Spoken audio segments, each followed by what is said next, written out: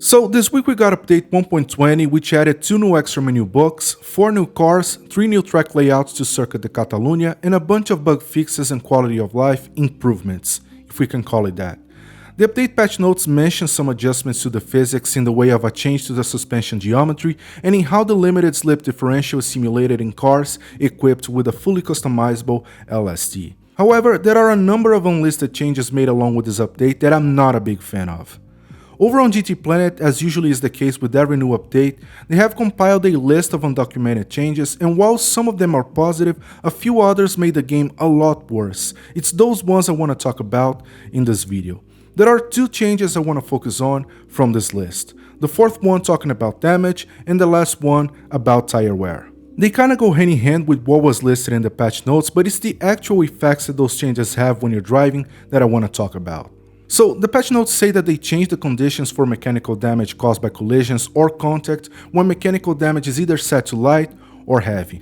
Now, in theory, that sounds like a good idea, right? However, Polyphony Digital went too far the other way when it comes to the parameters that decide how damage is incurred to your car, and it's something that becomes painfully obvious in this race in Tokyo. This is the most lucrative race available in the game right now. It's where you're able to make the most amount of money per least amount of minutes played. After this latest update though, good luck grinding that one out.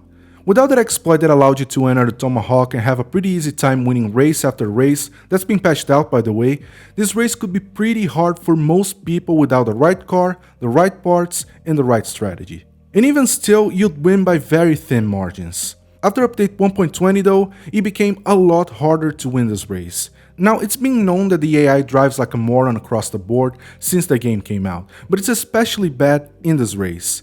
If you stand in their way, for example, even on straights, they'll try to drive through you. And on the infield sections of this track, if you miss your driving line, they'll pretend you don't even exist. They'll just go ahead and ram you out of the way. Now, this wasn't necessarily a problem before, it was annoying sure, but aside from getting the occasional penalty as a result of that, you could still make it to the end in first place if you played your cards right. And unless you crashed at full speed, you wouldn't have to worry about damaging your car. The problem is that since cars are a lot more sensitive to damage after this update, the AI can effectively damage your car just by driving like they do. This will cause your car to pull to the side if they damage the sides of the body, and even ruin your engine for a few seconds, making your car run a lot slower. Not only that, but if you barely scrape your car against most walls by accident, that will still cause damage to your car and it will cost you seconds that are hard to make up for. To make things worse, now there's also a change to the rate at which your tires wear out that makes it pretty hard to do a no-stopper on this one. I've run this race probably over 50 times at this point in the same Nissan GT-R R32 you see here. It's a car and track combination I'm very familiar with.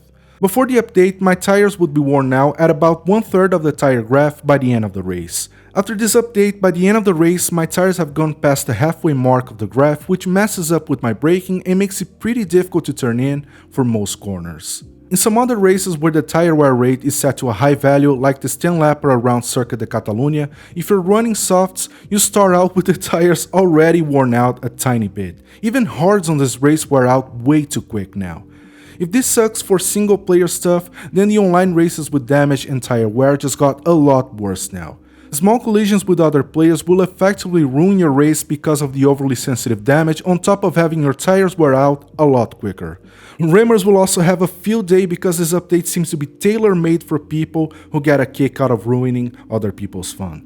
I don't know man, sometimes I get the impression Polyphony Digital tests these changes for bugs but not for functionality.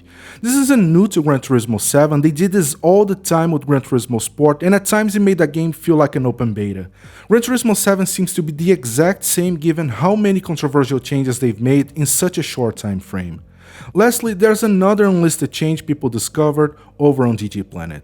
You know the car sold at the legendary car dealership, the ones that cost an arm and a leg?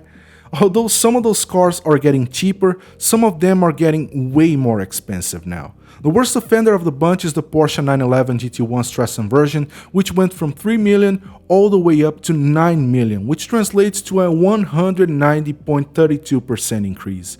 And no new events that allow you to make more money have been added, other than that one race at Spa de Francorchamps from a few updates ago that pays 1 million in-game credits.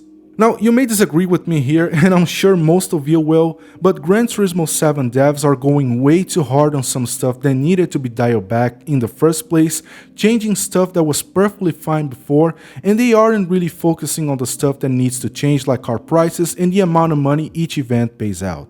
Games are a way for people to escape reality. It's a way to distress, to forget about your problems, to have fun, not to be reminded of how out of reach certain things may be. It's tone deaf. In my opinion, no game should feel like work, no matter how grindy you personally like things to be.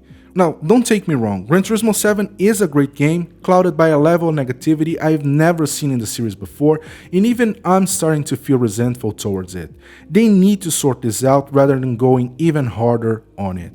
Anyways, these are just my 2 cents on the whole situation. Let me know what you think in the comments down below. That's all I have for this one. Hit the like button, subscribe to the channel, and I'll see you all on the next one.